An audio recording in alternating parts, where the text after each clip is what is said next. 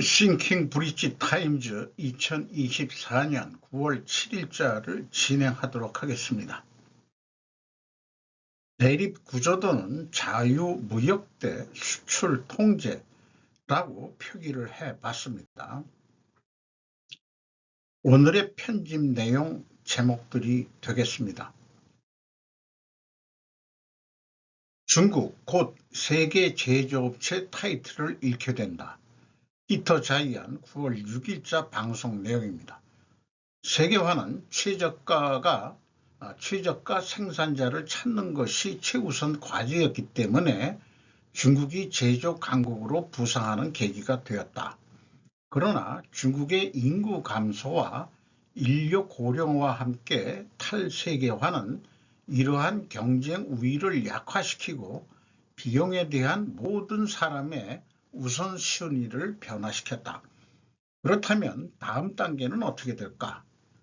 중국이 주목을 받지 못하면서 서방 국가들은 보호무역주의가 강화될 것이며 이는 제조업이 미국과 유럽과 같은 곳으로 돌아올 것임을 의미한다. 하지만 이는 한동안 많은 문제를 야기할 것이다. 이러한 전환은 상당한 일자리 성장과 노동의 정치적 힘을 증가시킬 것이지만 높은 인플레이션과 비효율성을 가져올 것이다. 이로 인해 고도로 숙련된 근로자는 역사적으로 저렴한 노동시장으로 아웃소싱 됐던 업무를 맡게 된다.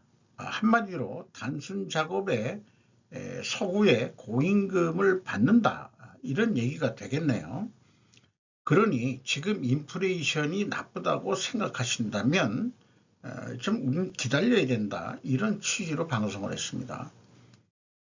최근에 미국 유수 대학교의 중국 유학생인데 한국 유학생의 비율을 딱이나 정확하진 않겠지만 1000대 1의 비율로 중국의 저력을 고려한다면 한국이 중국과 잘 지내야 한다는 지론을 피는 자가 있었습니다.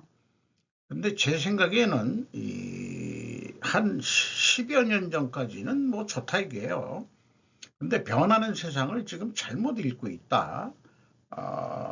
과거의 그 생각만 가지고 있는 거 아닌가 그런 생각인데 미국이 중국 죽이기 작업을 하는 것도 있겠지만 중국이 세계 제조 강국에서 멀어지는 것은 핵심 사실은 중국의 인구 감소와 고령화가 근본 문제라는 것이다. 이런 얘기예요. 그리고 뭐 고학력 대학교를 나와도 일자리가 없어가지고 그 시체놀이하는 그런 것도 유행이 벌써 되고 있죠. 그런데 무슨 중국이 그 향후 저력을 생각해서 중국과 친하게 지내야 된다는 논리를 피는 것은 뭔가 좀 논리가 안 맞습니다. 첨단 반도체 수출에 대해 한국이 무역 제재에서 제외되지는 이번에 않았습니다.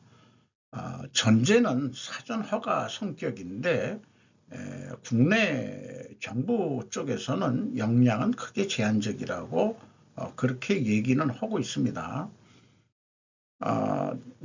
중국의 그 첨단 제품이 발빠르게 따라왔다 그러지만 중국은 사실상 이 기술 탈취 같은 산업 스파이 성격으로 기술을 빼가서 현재도 어떻게 생각하면은 단순 조립을 벗어나지 못한 수준이다. 요거는 그 피터 자이언도 그렇게 표현을 하고 있습니다. 중국 굴기 못 참아 미 더 세계 첨단 기술 수출 통제 이상은 정영효 기자가 한국경제에서 보도했습니다. 이번엔 양자 차세대 반도체 포괄적 통제 방식 더 촘촘하게 네덜란드 동참해서 ASML 수출 통제 직접 한다. 영국과 이탈리아 등엔 허가 없이 수출을 허용하는데 한국 승인은 추정, 면제 대상에서 제외된다. 중국, 미 무역 문제 정치 무기화하고 있다고 비판을 하고 있습니다. 중국 기술개발 견제가 목적이다. 이렇게 이제 얘기를 하고 있고요. 이 표로 만들어 가지고 승인 추정 원칙 국가 뭐 이렇게 뭐 분류를 하는 모양입니다. 이렇게 이제 그 분류가 됐는데 한국 기업 역량 크지 않다 이렇게 이제 국내에서 보도를 하고 있는데 면제 대상국 명단에는 포함되지는 않았지만은 뭐 그래도 괜찮다. 최애국 대우에서만 제외됐을 뿐인데 어쨌든 대무역 무슨 개정이 10월 마무리되면 미국의 면세 대상에 포함되도록 신청할 것이다. 이렇게 얘기를 하고 있네요. 그래서 생각을 해보면은 미일 태평양 전쟁 1945년에 끝났습니다만은 미일 태평양 전쟁 대 미중 태평양 전쟁으로 한번 비교를 해보는 생각을 해봤습니다. 일본 제국이 하와이 침공을 한 원인은 미국이 석유를 일본에 수출하지 못하도록 조치했기 때문이다. 그리고 미국 내에서는 당시 혐일 정서를 일으키게 하고 있었다. 최근 중국인들의 미국 이민은 쉽지 않게 만들고 있다고 한다. 공자학당 및 해외 경찰서 등을 폭로시키는 이유는 혐중 전서의 일환일 수 있다. 현재의 미중 갈등은 미국이 그동안 세계 공장으로 이용했던 중국에서 디커플링이란 이름으로 행하고 있는 것이다. 미국의 패권에 도전하면 어떻게 되는지를 보여주는 것이다. 일본을 죽이기는 그 플라자 합의에 의한 환율로 죽였죠. 그래서 잃어버린 30년을 가게 됩니다. 중국은 잃어버린 50년은 취약할 것이다. 이렇게 얘기를 하고 있습니다. 시는 결코 세계 패권의 야망을 추진하지는 않을 것 같다. 거기다가 대만 침공도 하지 못할 것이다. 왜냐하면 중국 인민의 경제 발전이 주 목적이 아니라 중국 인민을 통제하는 것이 주 목적일 것이다. 국가 자본주의 성격의 중국이 경제가 발전할수록 빈부격차가 커지면서 공산주의가 그동안에 주장했던 부익부 빈익빈 현상이 자기네들한테도 일어나니까 공산주의 이념을 신봉하는 시진핑이라면은 중국의 부자들이 탈중국을 내버려 두고 있다는 느낌도 듭니다. 그래서 공동부유라는 말이 나왔는데 그 의미는 사실상 전 인민의 빈곤화를 목적으로 하고 있는지도 모른다. 그래야 쉽게 공산당이 중국을 지배할 수 있기 때문일 것이다. 이렇게 이제 제 생각을 정리를 해봤습니다. 경영권 분쟁 드림팀 두 번째 기사로 고려아연의 설인상사 안겨준 김앤장이라고 박선우 유한세 기자가 블로터에서 보도를 했습니다.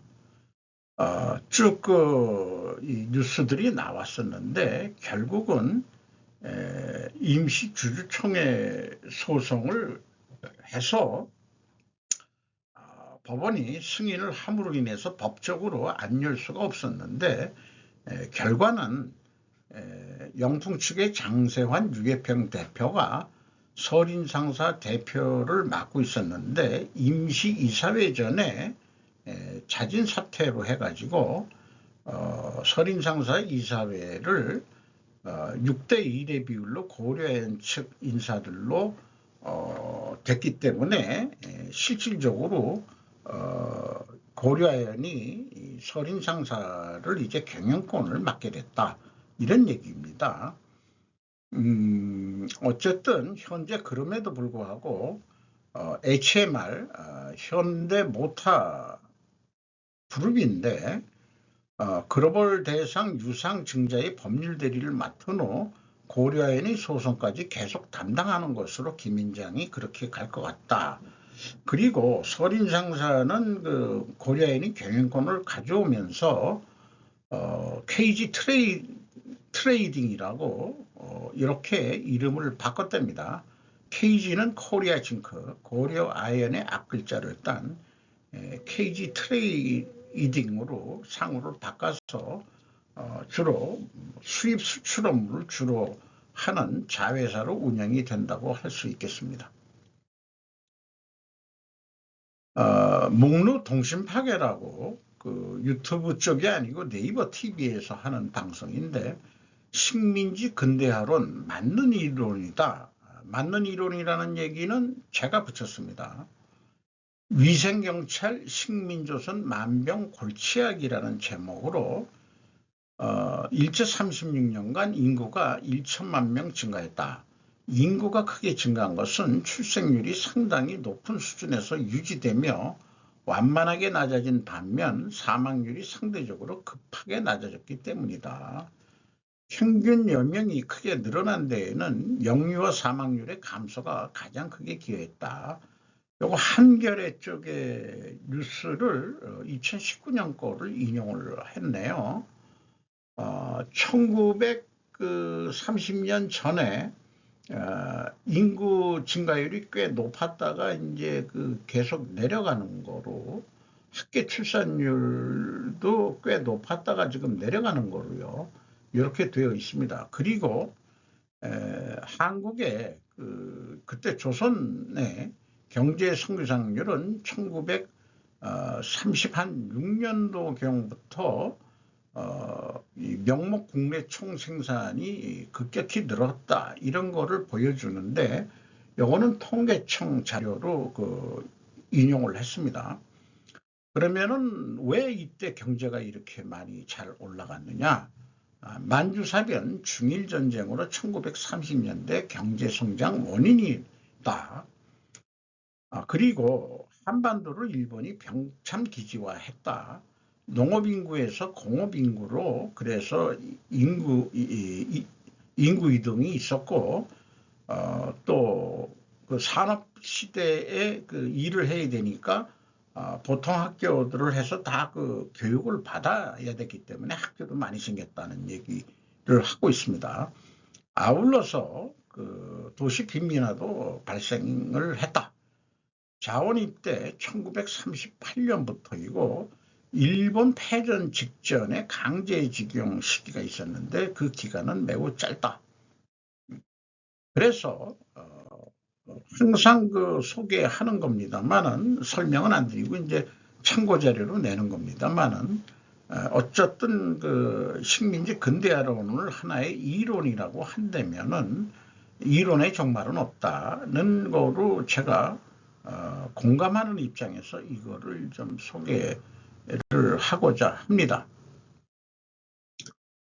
만주사변 직후 내선일체 만주 식민정책, 적과 꿀이 흐르는 땅, 성경에만 나온 게 아니고 실제 이렇게 소개를 했다고 하더라고요.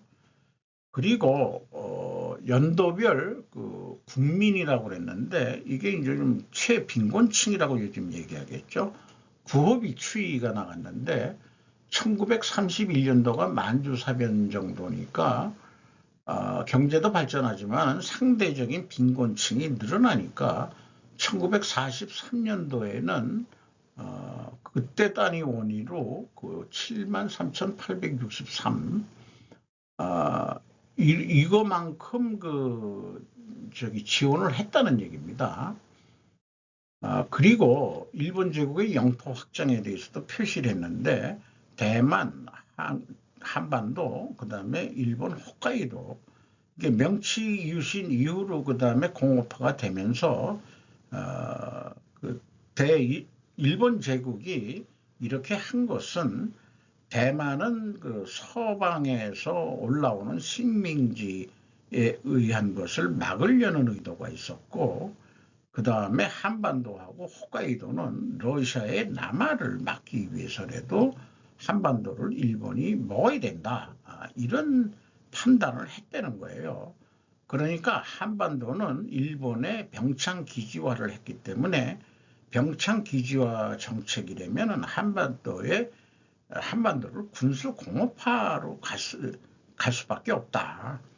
일본에서 배 타고 또 건너오면은 만주까지 진출해야 되는데, 그러니까 실질적으로 일제 때 한반도가 군수 기지화했기 때문에 주로 남쪽보다는 북쪽, 북한 쪽에 지하자원도 좀 있었고 하니까 북한을 공업화를 많이 시켰고 남쪽은 뭐 별로 공업화를 많이 안 시켰죠.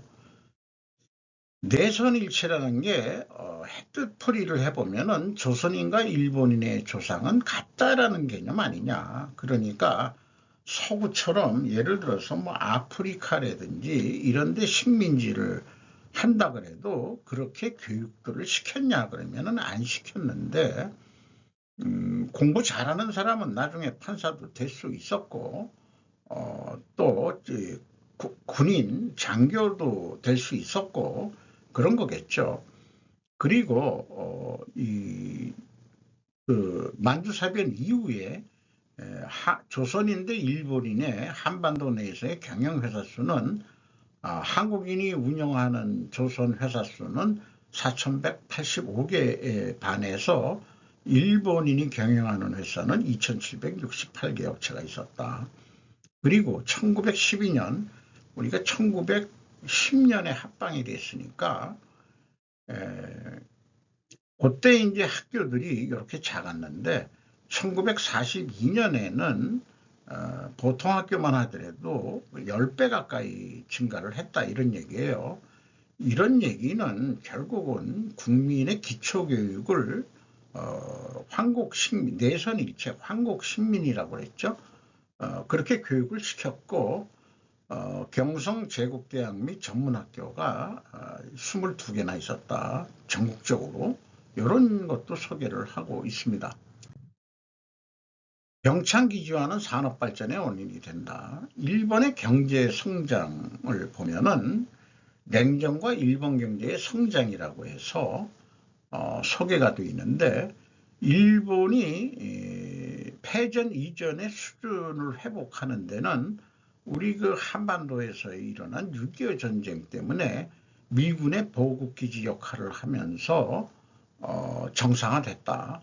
그리고 이제 또 고도 성장의 배후에는 베트남 전쟁을 배후기지 역할 담당을 하게 되면서 또 일본 경제가 크게 발전을 했다.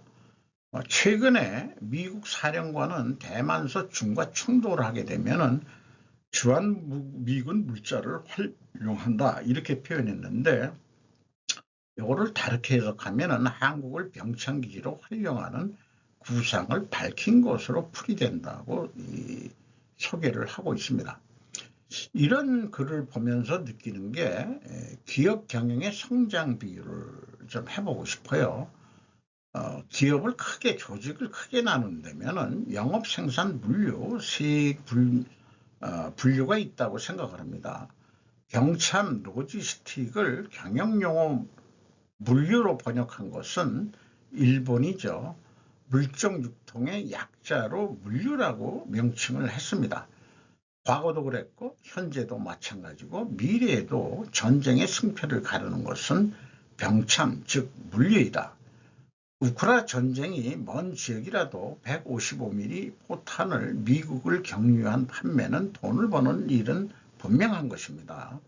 최근에는 우리 방산 무기가 동유럽에 또 수출되고 있는 것도 결국은 돈을 버는 일이죠. 한국 경제발전 모델은 만주 군관학교 출신인 박정희 대통령이 만주 경제발전 모델, 일본이 그렇게 이제 경제발전 모델을 했죠. 고속도로를 놓은 게 아니고 철도, 만철이라고 그런 관련된 서적도 한번 제가 원서를 찾아서 읽어본 적이 있는데, 일단 인프라부터 이렇게 투자해서 깔아가지고 그 다음에 이제 경제발전 모델을 하는 거를 박정희 대통령이 어디서 배웠겠어요? 다 만주에서 배워가지고 정권을 잡으면서 경제발전 모델을 그대로 해가지고 우리나라가 경제 발전하는데 기여를 했을 것 같다. 이렇게 해석을 할 수 있을 것 같습니다. 윤, 전향적 자세로 함께 노력. 기시다, 통일 독진 통해 한반도 평화 이뤄야. 이미혁 기자가 조선비지에서 보도를 했습니다. 제목 가지고 충분할 것 같고요. 기시다 총리는 윤 대통령의 8.15 통일 독트린을 지지한다라고 발언을 했습니다. 이것이 매우 중요할 것 같아요.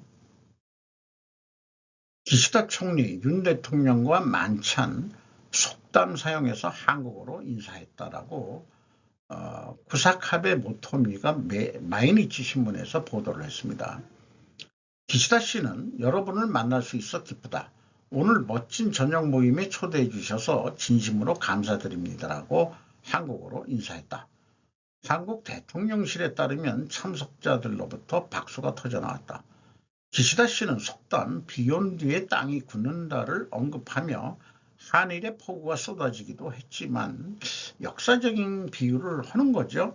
윤 대통령과 함께 발을 딛고 다져온 길이 한일 관계의 새로운 시작이 됐다고 지적했다. 향후 설령 의견 차이가 있어도 지속적으로 이야기해 함께 지혜를 내고 길을 열어가자라고 호소했답니다.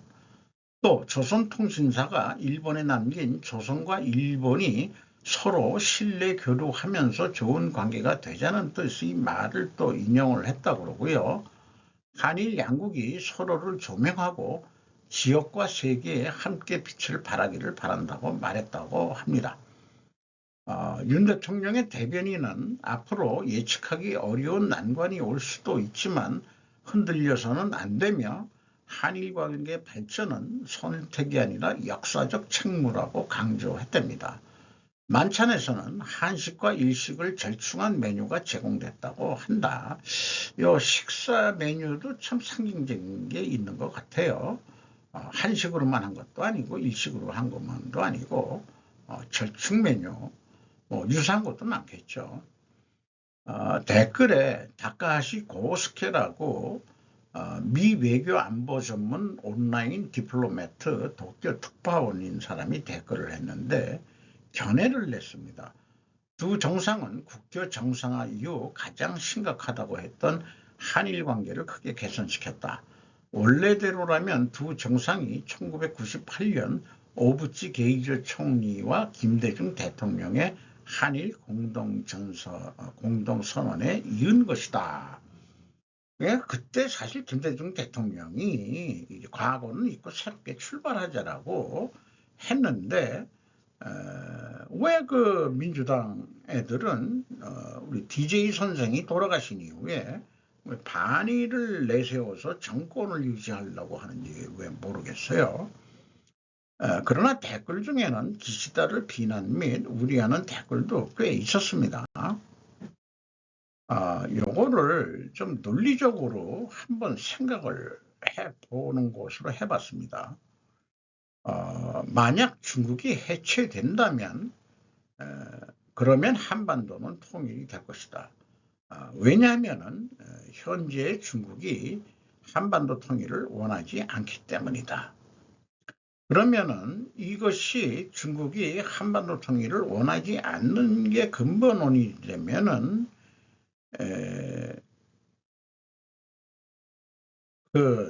필연적으로 존재할 다른 결과는 뭐겠느냐? 일본은 한반도 평화 통일을 지지할 수밖에 없을 거다 이런 얘기예요. 지지한다. 이게 기시다 총리의 입을 통해서 나온 겁니다. 그런데 그런 생각을 하다 보면은 반대로 생각해 보자고요.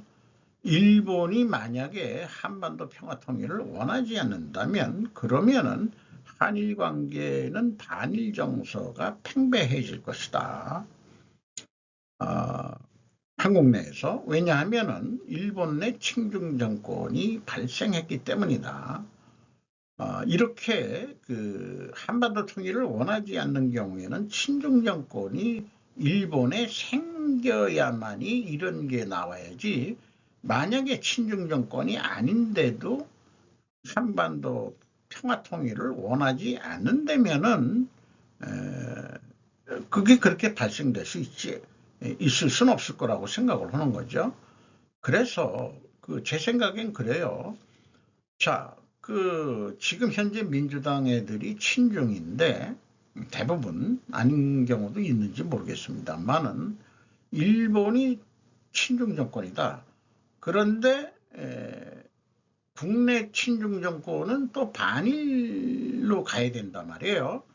그러니까 똑같이 친중을 하면서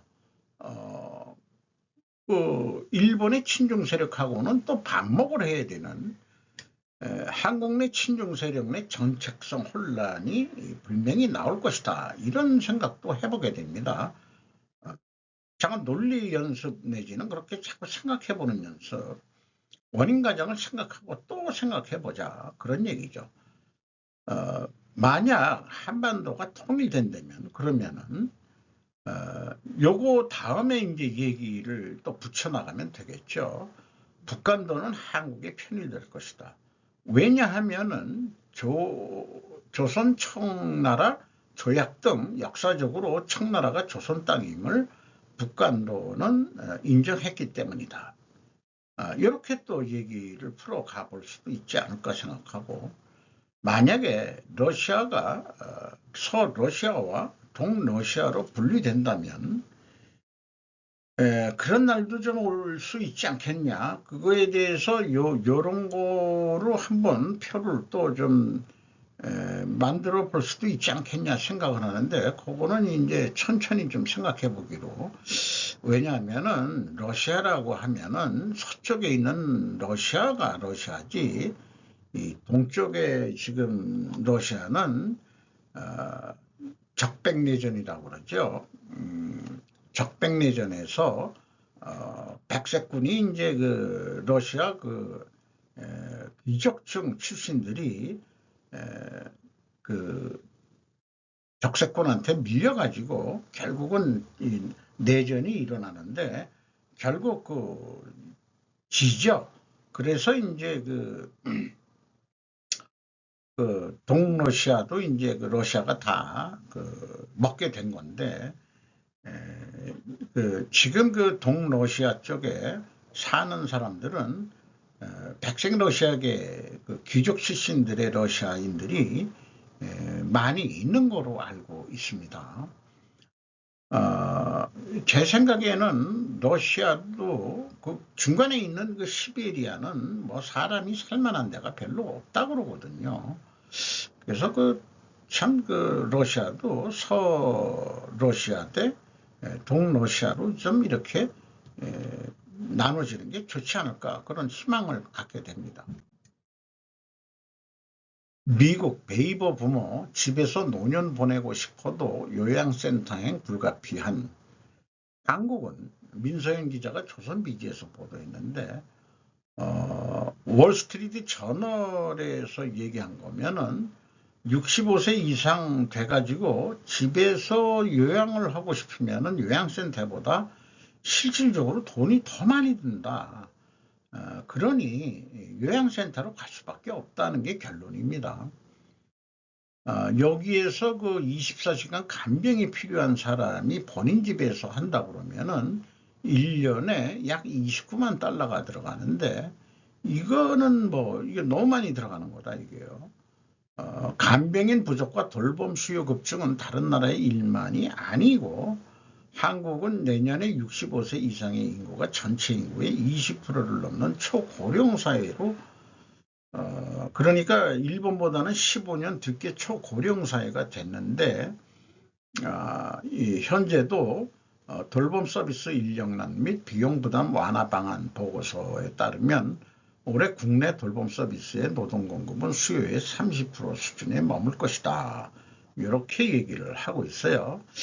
그래서 민서연 기자가 월스트리트 저널만 인용하지 말고 일본이 우리하고 문화나 이런 생활 정서가 유사하니까, 일본이 초고령 사회가 2010년부터 벌써 됐는데 일본의 요양병원 운영사항 등을 한번 좀 취재해 보시면 어떻겠느냐. 그러면은 일본이 간 길을 우리가 좀 따라가고 있으니까 좀 그 건강 수명 세대라고 제가 이제 말을 좀 거기다 그렇게 붙이고 있습니다만은 좀 대응할 수 있는 그런 여러 가지 그런 방법론들이 나오지 않겠냐. 미국은 또 너무 또 비싸고 하기 때문에 그런 생각이 또 들어가네요. 오락가락 대출정책 지적 쏟아지자 김병환 등판 이복현 제동. 자, 그러면 김병환 씨는 금융위원장이고 이복현 씨는 금융감독원장이라는 거. 임추정, 최세롬 두 기자가 연합뉴스에서 보도를 했는데 은행 책임감 가져야 스스로 관리해야 대혼란에 또 책임 전가라고 했었고 가계빚 긴급회견 열려 정책 실패 인정 없이 은행 자율도 강조 이렇게 했다는 거예요. 이복현 금감원장이 25일 KBS에 출연해서 금리 인상이 아닌 포트폴리오 관리라고 그렇게 얘기를 했답니다. 그런데 이게 언론이 지금 얘기하는데 이복현 금감원장이 오락가락 정책을 실패하고 있다 이렇게 표현하고 있는데 현재 8월 말 은행의 대출 잔고는 725조라고 그러고요. 7월 말에는 715조인데 그러면은 한 10조 가까이 늘었다는 얘기예요. 9조 6천억이 늘었다는 얘기인데 이는 5대 은행에서 확인할 수 있는 2016년 1월 이후 시계열 가운데 가장 큰 월간 증가폭이라고 했습니다. 금감원과 금융위로 이원화되어 있는 것도 현재 저는 문제라고 봅니다. 이 이원화시킨 것은 제가 알기로는 문재인 정권 때 한 거로 알고 있어요. 왜 나눴는지 사실 난 금융위원회가 뭐 하는 데인지 금융감독원 요거는 뭐 금융감독원 하도 얘기가 많이 나와가지고 뭐 금융감독원 통제하에 그 주식시장 공시 시스템 이런 것들이 돌아가는 거니까 요거는 알겠는데 금융위원회는 어디 소속인지 어떻게 되는 건지 요거 아주 헷갈립니다. 그리고 제2금융권 포함해서는 가계대출이 1000조가 넘었다며요. 그러니까 우리가 천조국이 됐는데 뭐가 언론에서는 오락가락 한다는 얘기냐. 저는 그거를 잘 이해를 못하겠습니다. 정책이란 것은 세상이 하도 급변하니까 그 급변하는 거에 맞춰서 상황에 따른 정책 그거를 뭐 금감원장은 포트폴리오 관리라고 얘기를 했지만은 포트폴리오라는 게 그렇지 않습니까? 주식으로 가지고 있을 거냐, 부동산으로 가지고 있을 거냐, 현찰로 가지고 있을 거냐. 그 세 가지 방면의 그 정책을 이것 썼다 저것 썼다 이렇게 하는 거가 뭐가 잘못된 거냐 이거예요. 저는 그렇게 생각을 합니다. 살기 좋은 거리 무사신호 응급의료 위기 폐쇄 입단 병상수 감소 마이니치 신문에서 보도를 했어요. 살기 좋은 거리로 유명한 도쿄도 무사시노시의 구급 의료 체계가 위기에 직면하고 있다. 2차 응급의료기관은 기치조지 미나미 병원 125개 병상이 있는데 건물 노후화 때문에 9월 말로 진료 중단을 결정했답니다. 그래서 이제 구급 의료기관은 2개 병원뿐이 안 남는데 의료체계의 약체에 불안의 소리가 오르고 있다. 그리고 병원 이런 그 거래의 그 의료 컨설턴트는 24시간 체제로 응급의료에 종사하는 병원은 스텝의 확보나 인건비 등의 부담이 크고 경영이 어려워지고 있다. 우리나라 뭐 지금 의대 정원 때문에 뭐 그게 불거져서 지금 뭐 응급센터도 문제다 뭐 이런 식으로 얘기가 나오는데 여기는 건물 노후화로 시작했지만 사실상 그 배경에 있는 것도 스텝의 확보나 인건비 등이 부담이 된다 그런 얘기예요. 이게 그러니까 우리나라의 문제만은 아니다. 72세의 그 여성 취재한 의견, 그 다음에 시의원도 의견, 살기 좋은 거리라고 알려져 있다 이렇게 되어 있는데 왜 이 도쿄도에 있는 그 무사시노 씨가 왜 그 살기 좋은 거리라고 얘기했는지 모르겠어요. 그리고 그 댓글 중에서 마노토시키 이 일본말은 좀 띄어쓰기 좀 하지. 얘네들은 좀 띄어쓰기를 안 하니까 참 그렇습니다. 중앙대학교 대학원 교수고 타마대학교 대학원 MBA 특임 교수다 이렇게 돼 있는데 건축비의 급등에 따라 오래된 병원의 재건축 문제는 매우 큰 과제가 되고 있다. 진료 수가 받는 거 그거 자체로는 재건축 비용을 파이낸싱을 할 수가 없다. 이런 것 때문에 지금 문제다 이런 얘기를 하고 있어요.